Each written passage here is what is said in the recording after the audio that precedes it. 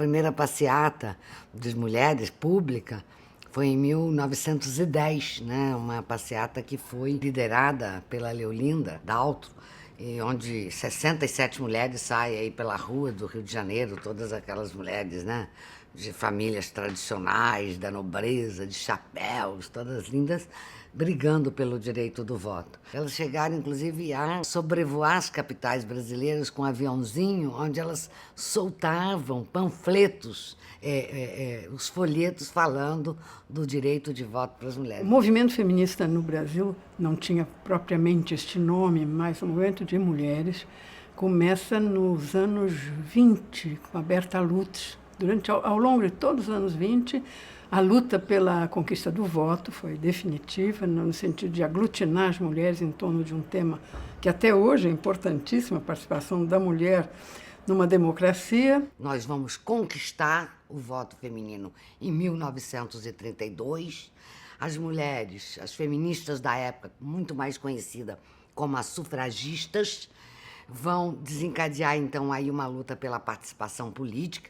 Vamos ter aí a primeira deputada federal eleita no Brasil, Carlota Pereira de Queiroz, em 1933, e depois, em 1934, quando nós temos eleições gerais no Brasil inteiro, as sufragistas vão eleger 8 mulheres, 8 deputadas estaduais. Depois dos anos 30 a 40, este movimento entrou em recesso, para surgir de novo em 75, também como um eco de um outro movimento muito mais importante, que começou na Europa, foi a Primavera de Praga e a Revolução de 68, a Revolução Cultural, na França. Na década de 70, as mulheres já começam a encontrar estratégias, mesmo ainda debaixo de um Estado ditatorial, que nós estamos vivendo no Brasil, estratégias para começar a organizar. Vai nascer aí o Centro da Mulher Brasileira, que é a primeira organização desta segunda onda que vai nascer alguns jornais feministas, vai começar a nascer a organização em São Paulo, em outros estados do Brasil, e aí essas mulheres vêm com uma nova agenda, né? Tanto a turma de São Paulo, através da Fundação Carlos Chagas, como nós aqui, com o recém-criado Centro da Mulher Brasileira, éramos constantemente convidados a viajar pelo Brasil inteiro, levando essa mensagem, levando a estas mulheres a convicção de que se reunirem para discutir os seus problemas, se institucionalizarem enquanto grupos feministas era fundamental. Foi preciso que muitas mulheres rompessem com barreiras, muitas mulheres derrubassem esses muros que as impediam de serem cidadãs e de participar igualmente, né, da vida em sociedade. O feminismo não surge por si mesmo, ele é produto de uma conjuntura muito particular, um conjunto de mudanças, de transformações que carregam no seu bojo as reivindicações das mulheres por igualdade, por fim das discriminações, por uma nova legislação, por um novo Código Civil, uma série de reformas que se iniciam nesses anos e que, para nós, a nova onda que começa em 75, teve como ponto de partida o grande Encontro Nacional do México, o Congresso Internacional de Mulheres do México, em 75.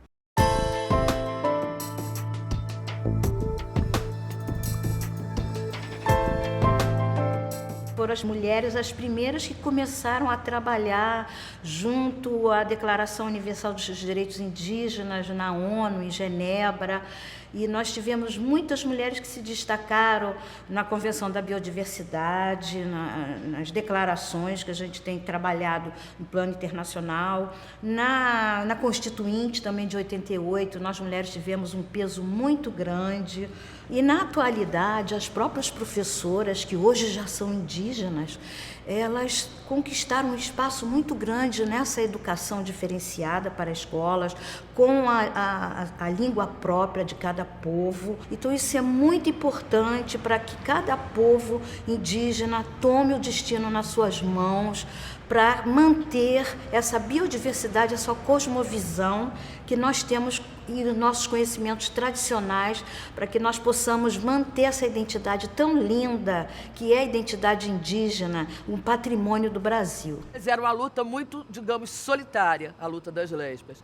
Aí, desde o primeiro Senale, que foi o primeiro Seminário Nacional para Mulheres Lésbicas mesmo, que nós tínhamos 100 lideranças, né, do Brasil reunidas no Rio de Janeiro, é que a gente criou o Dia da Visibilidade Lésbica. E eu acho que isso fez com que as lésbicas, organizadas em grupos mistos, organizadas em diretórios acadêmicos, organizadas em movimento feminista, movimento negro e tudo, partissem para realmente lutar por essa visibilidade. Nos últimos 30 anos, as mulheres negras organizadas em movimentos sociais têm atuado para tornar visível a sua participação, contribuir com o processo democrático brasileiro, atuar em defesa dos interesses das mulheres negras e, sobretudo, atuar na disputa do poder político. Não basta lutar por direitos humanos ou pelos direitos das mulheres ou contra as formas ditatoriais governamentais se a sociedade se beneficia profundamente do racismo e com isso provoca desigualdades para a população negra. Essa dificuldade é uma dificuldade que faz parte do processo do racismo, aliado ao processo do sexismo, e que é bastante complexo as mudanças que esse campo precisa acontecer nesse campo.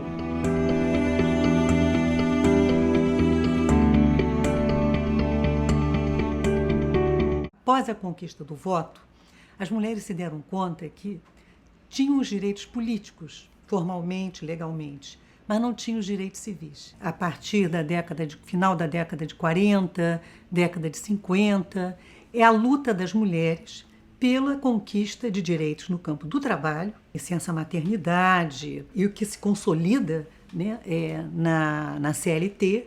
Então a gente teria tido conquistas políticas, teríamos tido conquistas trabalhistas, mas continuávamos ainda, em relação aos direitos civis, subordinadas ao Código Civil, que falava da chefia marital e que dava todo o poder aos homens. Contra essa hierarquia e contra esse patriarcalismo, se tenta, em 1962, com sucesso, se aprovar o Estatuto Civil das Mulheres Casadas, embora seja ainda uma iniciativa tímida. A doutora Romi Medeiros da Fonseca, que foi a autora do projeto de Estatuto Civil da Mulher Casada, em 1962, ela tinha os direitos políticos, né, em 1962, já tinha direitos políticos conquistados, mas a Romi foi convidada para um congresso internacional fora do Brasil e foi tirar o passaporte. E se deu conta que ela só conseguiria o passaporte se ela tivesse autorização do marido para ter esse passaporte. Por quê? Porque pelo Código Civil ela era subordinada ao marido. Até 1988, nós mulheres não éramos ainda cidadãs de primeira classe. Então a nossa cidadania é muito recente, né? E isso poderia explicar, por exemplo, a baixa participação das mulheres na esfera de poder, e não apenas da baixa participação das mulheres na esfera de poder por discriminação dos partidos políticos ou por dificuldade de um eleitorado vir a votar em mulher, mas isso se poderia explicar a baixa adesão das mulheres também, né, a entrarem em partidos políticos, a brigarem mais por vagas em partidos políticos.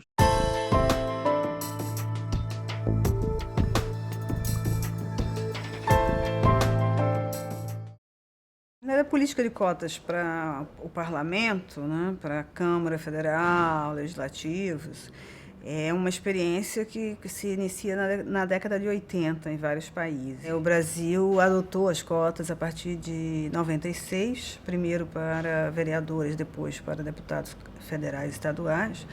Mas, lamentavelmente, a política de cotas no Brasil, mesmo comparando com a política, com outras políticas na América Latina, elas não têm dado muito resultado, né? Temos hoje quase 50% da força de trabalho composta de mulheres no Brasil, né?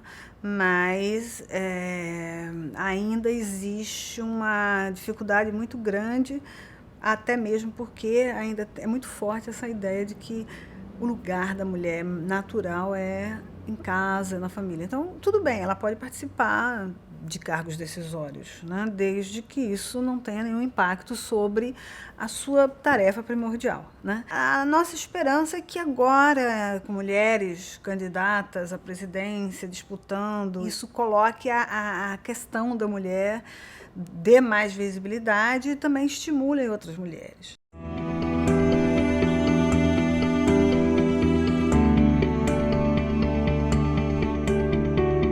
Eu fui a primeira mulher eleita e que fez trabalho realmente para as mulheres. Fui eleita pelos estivadores de Santos.